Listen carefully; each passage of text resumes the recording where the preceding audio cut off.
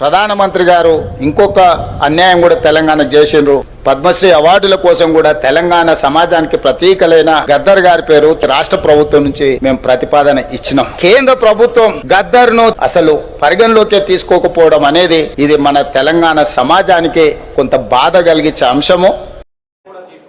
రాష్ట్ర ప్రభుత్వం ప్రతిపాదనలు పంపే సమయంలో ఎవరి పేరు పంపాలో వాళ్ళ పేరు పంపాలి. పద్మశ్రీ అవార్డు వచ్చేటువంటి స్థాయి వ్యక్తులను పంపాలి, పంపిస్తారు. ఎట్టిస్తామన్నా ఎట్టిస్తాం, గద్దరికి ఎట్టిస్తాం చెప్పండి అనే భావజాలం ఏంది? ఎంతమంది భారతీయ జనతా పార్టీ కార్యకర్తలను మర్డర్ చేసిన వ్యక్తులు ఆయన ఎట్టిస్తాం? మేము పక్కా అయ్యాం. మా కార్యకర్తలను చంపితే మా కార్యకర్తలు చంపిన కార్యకర్తలను పాటలు పాడిన వ్యక్తి గద్దర్. అనేక మంది పోలీసులను ఎన్కౌంటర్ చేసిన విషయంలో గద్దర్. ఎట్లిస్తాం? మీరు వంశం ఇస్తాం ఏంటి అవార్డ్స్? భయపడే ప్రసక్తి లేదు, వెనుకపోయే ప్రసక్తి లేదు.